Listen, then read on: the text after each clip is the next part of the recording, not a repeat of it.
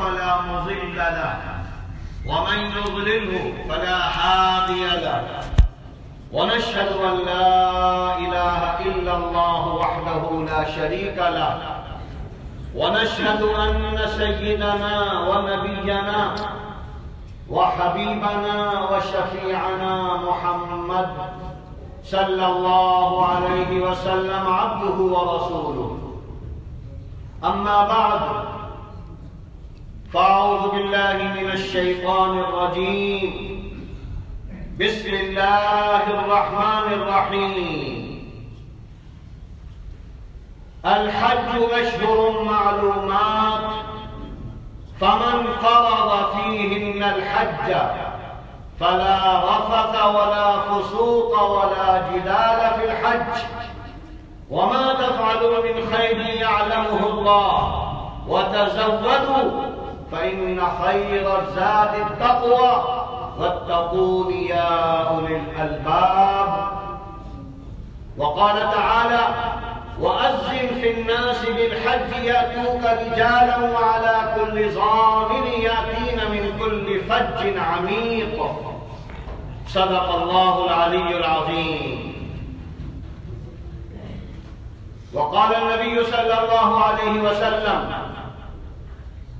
من حج فلم يرفث ولم يفسق رجع من ذنوبه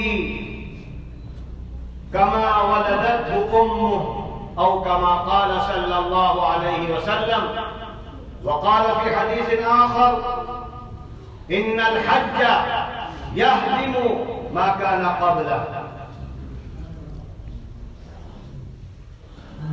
محترم حضرات، دینی اور ایمانی بھائیوں، گزشتہ ہفتوں میں اسلام کی جو بنیادیں ہیں اور اللہ نے جو حکم دیا ہے کہ دین کامل پر عمل کرو، یا ایھا الذین آمنوا ادخلوا فی السلم کافہ، پورے دین پر عمل کرو. اور یہ بات کئی دفعہ ذکر کی جا چکی ہے کہ پورے دین کا مطلب ہے کہ 5 چیزیں جن کا تعلق زندگی سے ہے، قرآن و حدیث میں اس کا حکم دیا ہے، ان 5 پر عمل کرنے والے بن جاؤ. اور ان 5 شعبوں میں پہلا شعبہ عقیدے کا ہے. توحید، اللہ کی وحدانیت، اللہ کی بڑائی، اللہ کی عظمت، اللہ کی صفات. اور دوسری چیز عبادت ہے. اللہ کی بندگی کیسے کرو گے، کس طرح اللہ تعالی کے سامنے اپنی پیشانی ٹیکو گے، کس طرح اظہار کرو گے اپنی بندگی کا، اس کو عبادت کہتے ہیں. اور عبادت میں 4 بنیادی عبادتیں ہیں: نماز، روزہ، زکوٰۃ اور حج. اور تیسرا شعبہ اسلام کا ہے معاملات. تمہاری زندگی لین دین کی، تجارت کی کیسی ہو، کیسے تجارت کرو گے، بیچنے والے کا حق کیا ہے، خریدنے والے کا حق کیا ہے، دکاندار کا حق کیا ہے، مارکیٹ میں کس طریقے کا معاملہ ہونا چاہیے. بہت بڑا شعبہ ہے یہ دین اسلام کا. اور چوتھی چیز ہے معاشرت. آپس میں زندگی کیسے گزارو گے، کیا حقوق ہیں، ماں باپ کے حقوق کیا ہیں، بھائی بندوں کے حقوق کیا ہیں، پڑوسیوں کے حقوق کیا ہیں، اہل شہر اور اہل محلہ کے حقوق کیا ہیں، اور پھر اسی طریقے سے پورے ملک، یہاں تک کہ سارے مسلمانوں کے، ساری انسانیت کے حقوق کیا ہیں. یہ سب قرآن و حدیث میں موجود ہے. اور 5ویں چیز اخلاق.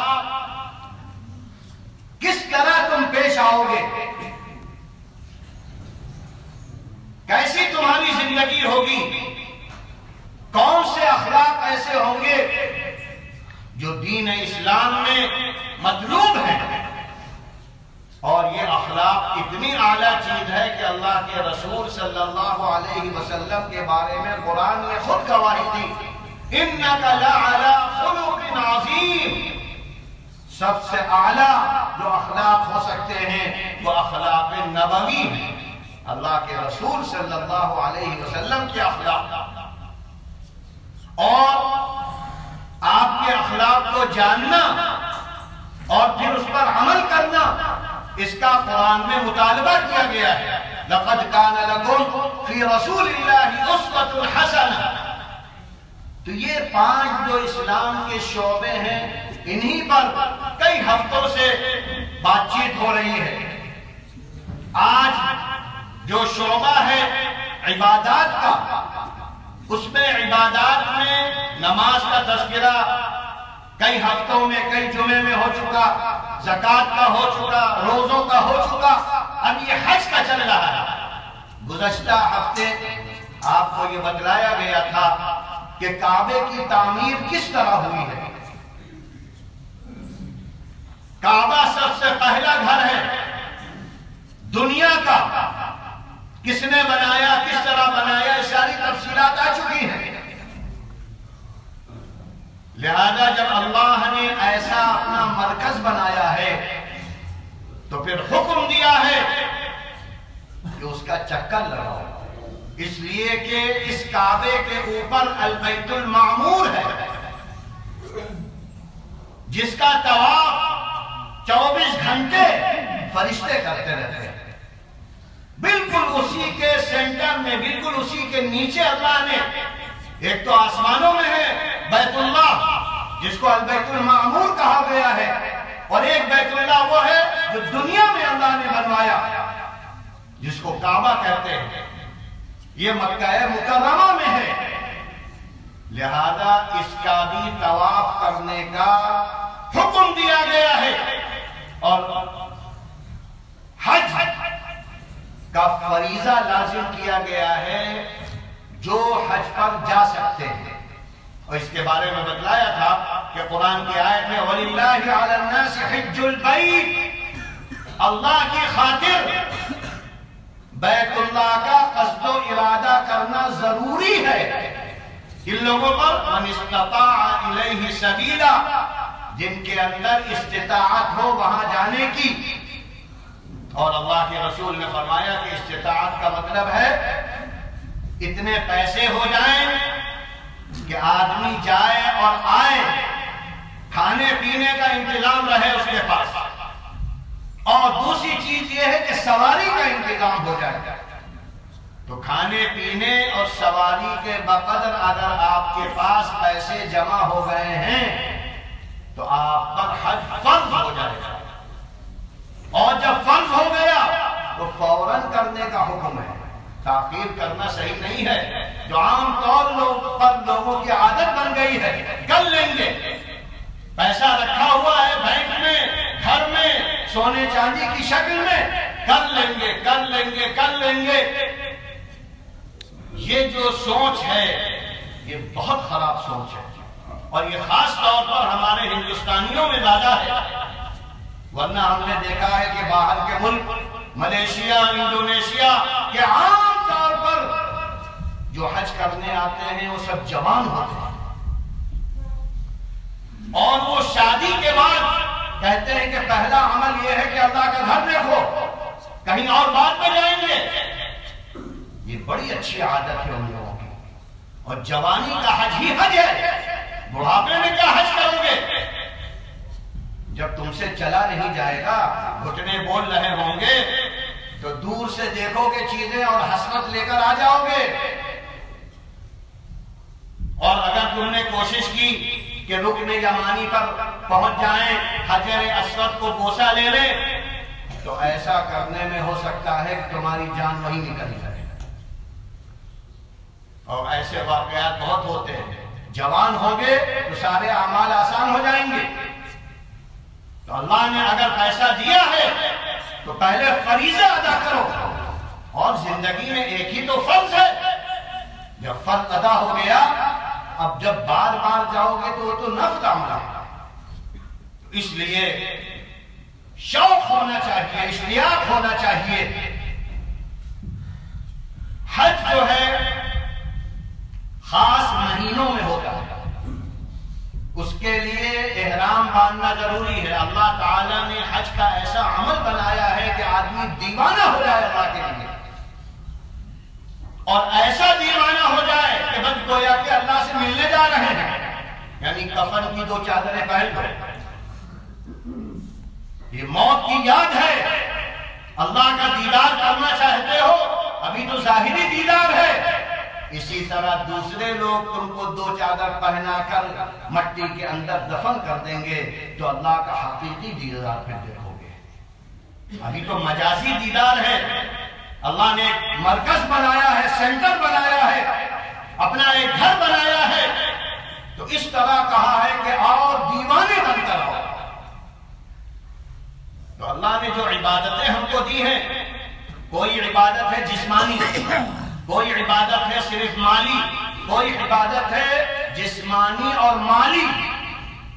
نماز جسمانی عبادت ہے، زکوٰۃ مالی عبادت ہے، اور حج دونوں کا مشترک ہے، جانی بھی ہے اور مالی بھی ہے، پیسہ بھی خرچ ہوتا ہے اور بڑی محنت بھی ہوتی ہے۔ تو لہذا حج متعین مہینوں میں ہے، متعین دنوں میں ہے۔ حج کے جو مہینے ہیں اللہ کے رسول نے فرمایا شوال، ذیقعدہ اور ذی الحج کے 10 دن، بس اسی میں تم احرام باندھ سکتے ہو، اس سے پہلے باندھنا مکروہ ہے۔ شوال میں، ذیقعدہ میں، یا 10 ذی الحج تک، اور باقی جو حج ہوتا ہے وہ صرف 5 دن میں ہوتا ہے۔ سال بھر حج نہیں کر سکتے، سال بھر عمرہ کر سکتے ہیں، حج کے لیے 5 دن متعین ہیں، اس سے نہ آگے ہو سکتا ہے نہ پیچھے ہو سکتا ہے۔ اور 5 دن جو ہیں ان میں 8 ذی الحج، 8 ذی الحج، 9 ذی الحج، 10، 11 اور 12، یہ جو 5 ذی الحج کے دن ہیں صرف انہی 5 دنوں میں حج ہوگا۔ اور یہ جو 5 دن ہیں ان میں سارے حاجی 8 ذی الحج کو، 8 تاریخ جو ہوتی ہے عربی کے اعتبار سے ذی الحج کی، یعنی عید الاضحیٰ کی 8 تاریخ کو سارے لوگ ہر جگہ چھوڑ کر مینا چلے جائیں گے۔ مینا بڑا اہم مقام ہے، منحر ہے، منحر، جہاں حضرت ابراہیم نے اپنے لاڈلے بیٹے اسماعیل کو لٹا کر ذبح کرنے کی کوشش کی تھی۔ قربان گاہ 5 دن وہیں رہیں گے اور اس کے بعد وہاں سے عمل چلے گا۔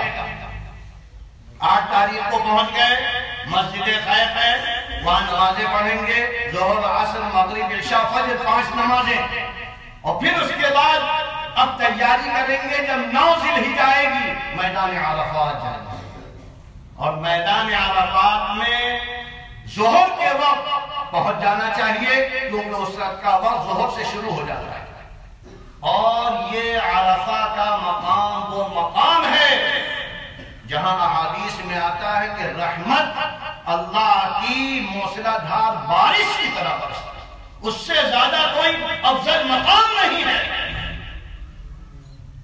اور روایتوں سے معلوم ہوتا ہے حشر کا میدان بھی وہی ہوگا، یعنی ساری دنیا میں وہ منتخب جگہ ہے، بابرکت جگہ ہے، اور حکم ہے کہ رو گڑاؤ، جتنا زیادہ ہو سکتا ہے ذکر، اذکار، دعائیں، رونا دھونا۔ سورج کے غروب ہونے کے بعد اب وہاں سے پھر حاجی روانہ ہو جائیں گے مزدلفہ کی طرف۔ مزدلفہ میں قیام کرنا واجب ہے، رات گزاریں گے، اور مزدلفہ میں جب صبح صادق ہوگی 10 تاریخ کی، تو صبح صادق سے لے کر سورج کے طلوع کے درمیان دعائیں مانگی جائیں گی، اور یہ اصلاً واجب ہے، ضروری ہے۔ اس وقت رات میں تو آرام کرنے کے لیے مزدلفہ جاتے ہیں، اور صبح صادق سے شروع تک عبادت، اور پھر اس کے گئی ہے، روانہ ہو جائیں گے 3 کام کرنے کے لیے۔ سارے حاج ایک ساتھ سب چلتے ہیں، سارے حاج بھی روانہ ہو جائیں گے مزدلفہ سے۔ اب آئیں گے مینا۔ مینا میں پہلا کام کنکری ماری جائے گی شیطان کو۔ 3 شیطان ہیں جنہوں نے حضرت ابراہیم کو بہکایا تھا۔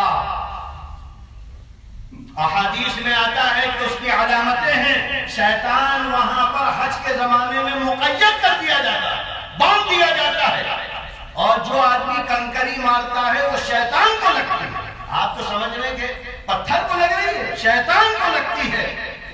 اور اسی لیے فرمایا گیا کہ رضا للرحمن ورغما للشیطان، یہ کہہ کر مارا کرو۔ اللہ کی خوشنودی کے لیے ہم یہ کنکری مار رہے ہیں، شیطان کی ذلت کے لیے مار رہے ہیں۔ تو فرمایا گیا کہ جو اس استحضار کے ساتھ اللہ اکبر کہتا ہوا مارے گا تو بڑے بڑے گناہ اس کے مٹ جاتے ہیں، بڑے بڑے گناہ مٹ جاتے ہیں۔ تو 10 ذی الحجہ کو یہ عمل کیا جائے گا۔ اس کے بعد دوسرا عمل ہوگا، تم نے کنکری مار دی، اب قربانی کرو، حضرت ابراہیم کی سنت کو زندہ کرو۔ انہوں نے تو بیٹے کو ذبح کیا تھا، تم کم سے کم اپنے بال کو ذبح کرو۔ قربانی کا مقصد ہے دل سے مال کی محبت نکالو۔ یہ مطلب نہیں ہے کہ جانوروں کو ذبح کرو، کھاتے رہو، موج اڑاؤ، نافرمانیاں کرو۔ کل قیامت کے دن یہ جانور کہے گا اے اللہ ان سے پوچھئے انہوں نے ہم کو کیوں ذبح کیا تھا۔ اور احادیث میں آتا ہے کہ اگر تم نے اللہ کے لیے ذبح کیا ہے، اپنے نفس کو کچلنے کے لیے، تو یہ گواہی دے گا اور ایک قطرہ زمین پر گرے گا نہیں کہ تمہاری مغفرت ہو۔ تو یہ حج کے سارے اعمال میں پیغام ہے، ہم پیغام بھول گئے، موج مستی کر رہے ہیں، دکھاوا کر رہے ہیں۔ تو قربانی کے بعد پھر حکم ہے کہ اب اپنے بالوں کو صاف کرنا دو، اور اس کے بعد دوسرا جو تیسرا فریضہ، ایک تو احرام باندھنا فرض ہے، ضروری ہے، دوسرا عرفہ جانا فرض ہے، اور تیسرا طواف زیارہ، اصل طواف، حج کا طواف، یہ 3 دن ہو سکتا ہے، 10، 11، 12۔ اب جب آپ نے طواف زیارہ بھی کر لیا تو آپ کے اوپر اب 11 تاریخ میں کنکریاں ماری جائیں گی تینوں شیطانوں، چھوٹے بڑے درمیانی 3 بنے ہوئے ہیں علامتیں، 7 کنکریاں ماری جائیں گی۔ ظہر کے بعد، ظہر سے لے کر مغرب کے درمیان میں مارنا یہ مستحب ہے، باقی رات میں بھی مار سکتے ہیں، جائز ہے، لیکن مستحب وقت ظہر سے لے کر مغرب تک۔ اور پہلے دن سورج کے طلوع سے لے کر زوال شمس تک پہلے دن مارا جائے گا، اور دوسرے دن اور تیسرے دن مارا جائے گا ظہر سے لے کر مغرب تک۔ 11 کو بھی ماریں گے اور 12 کو بھی ماریں گے۔ اب آپ نے 12 کا عمل کر لیا، آپ حج سے نکل گئے، ختم حج۔ اب آپ جب واپس آئیں گے تو ایک طواف ہے جو واجب ہے، واپسی والا طواف، یعنی جا رہے ہیں اللہ کے گھر سے تو سلام کرتے ہوئے جاؤ، کعبے کو دیکھتے ہوئے جاؤ، اس لیے کہ کعبے کو دیکھنا بھی عبادت ہے۔ رکن یمانی حجر اسود کے درمیان میں ربنا آتنا فی الدنیا دعا پڑھی جائے گی، اور 70,000 فرشتے شامل ہو جاتے ہیں تمہارے ساتھ۔ اتنی بڑی فضیلتیں ہیں کہ آدمی کے اندر شوق ہونا چاہیے، کم سے کم ایک مرتبہ تو حج کر لے، ورنہ تو احادیث میں یہ بھی فرمایا گیا کہ جو مالدار لوگ ہیں جن کو اللہ نے پیسہ دیا ہے ان کو ہر 5 سال پر حج کرنا چاہیے، یہ حق ہے مال کا۔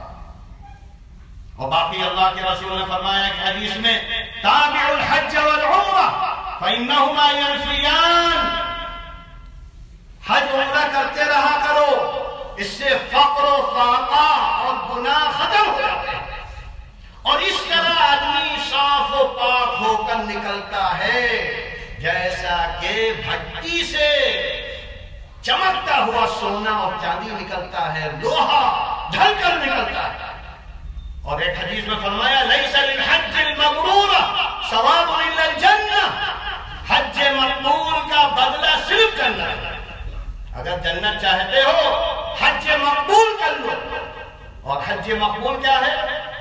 بعض لوگ کہتے ہیں کہ حج مقبول وہ حج ہے جو سنت کے مطابق حج ہے۔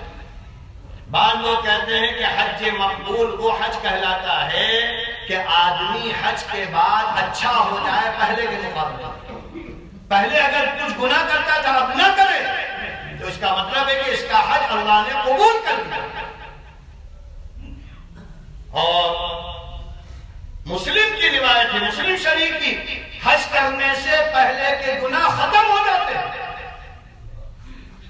ایسی ایسی بڑی فضیلتیں اور ایسا ایسا مقام، اور اس کے باوجود آدمی نہ جائے، نہ سوچے، تو یہ بہت محرومی کی بات ہے۔ پیسہ آنے کے بعد پہلا عمل کرو، سوچو نہیں کہ شادیاں کرنی ہیں، ابھی گھر گھرستیاں بنانی ہیں۔ فرمایا گیا ہے کہ جو لوگ یہ سوچتے رہتے ہیں اور حج پر نہیں جاتے ہیں ان کے کام بھی نہیں ہوتے، اور حاجی واپس آتے ہیں تو ان کو حسرت سے دیکھتے ہیں، ہائے ہم بھی ارادہ کر لیتے۔ کتنے ایسے لوگ ہیں، باتیں کرو ہاں ارادہ ہے، ارے کیا مر کر کرو گے؟ اب بیمار ہو گئے، محروم ہو گئے، مال میں برکت نہیں رہے گی، یہ صریح حدیث میں ہے۔ اس لیے پہلا عمل حج کر لو، اللہ دروازے کھول دے گا رحمت کے، فضل و کرم کے، بخشش کے، مال کے بھی، جان کے بھی۔ اللہ تعالی ہم سب کو سمجھ بوجھ عطا فرمائے اور شوق عطا فرمائے، وہ دیوانگی عطا فرمائے جو ایک دیوانہ دنیا کا چکر لگاتا ہے اپنے محبوب کے گھر کی طرف، نگاہیں اٹھاتا ہے، گراتا ہے، اور وہاں آپ چلے جائیے تو معلوم ہوتا ہے کہ سارا عالم پاگل ہے، دیوانہ ہے، مجنون ہے، نہ دہانے کا ہوش، نہ کپڑوں کا ہوش، نہ بالوں کا ہوش، اور سب کی آواز ایک آواز ہے، لبیک اللہم لبیک، لبیک لا شریک لک لبیک، ان الحمد والنعمت لک والملک لا شریک لک۔ ایک اعلان، اے اللہ آ گئے، اے اللہ آ گئے، آپ کے دربار میں آ گئے، آپ کی جگہ پر آ گئے، نعمتیں تیری ہیں، برکتیں تیری ہیں، فضل و کرم تیرا ہے۔ یعنی ایسی یہ آواز ہے کہ اللہ کو قریب کر دیتی ہے، اور آدمی پاگلوں کی طرح، اور جب آدمی عاشق و دیوانہ ہو جائے تو اللہ کی رحمت تو ویسے ہی برس رہی ہے، اس وقت کیا ہوتا ہوگا۔ اسی لیے فرمایا ہے کہ بس عرفہ کا میدان، اس سے بڑھ کر کوئی میدان نہیں، جو وہاں پہنچ گیا اللہ تعالیٰ سارے بڑے بڑے گناہ بھی معاف کر دیتا ہے۔ اس لیے آدمی کے اندر شوق ہونا چاہیے، جذبہ ہونا چاہیے۔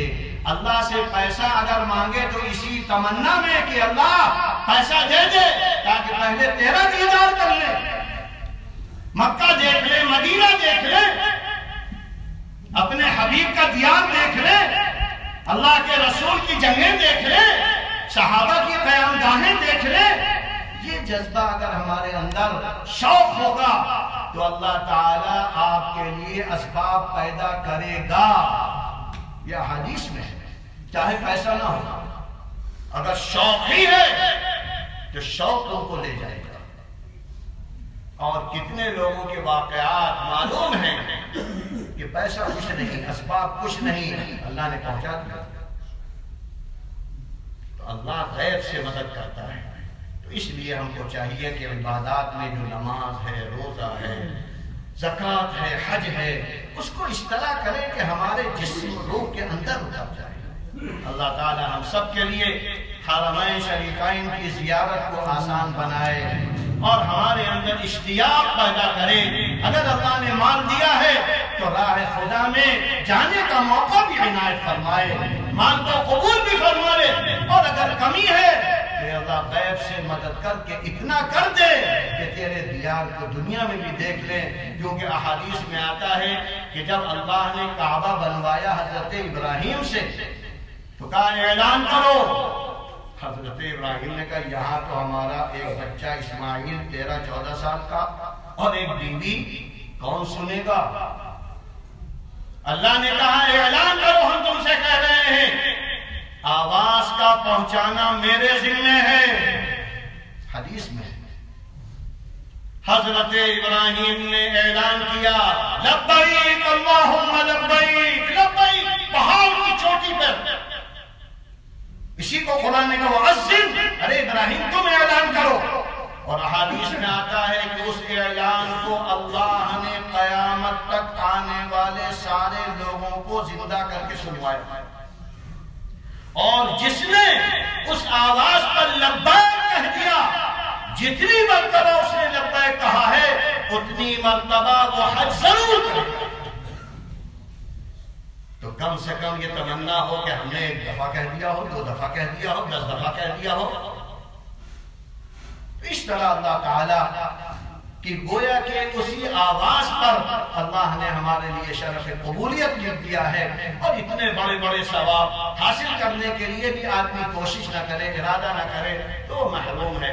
اللہ تعالیٰ ہم سب کو عمل کی توفیق عطا فرمائے، حج کی سعادت سے مالا مال فرمائے، اور عمرہ کرنے کی بھی بار بار اللہ سعادت عطا فرما۔ وآخر دعوانا ان الحمدللہ۔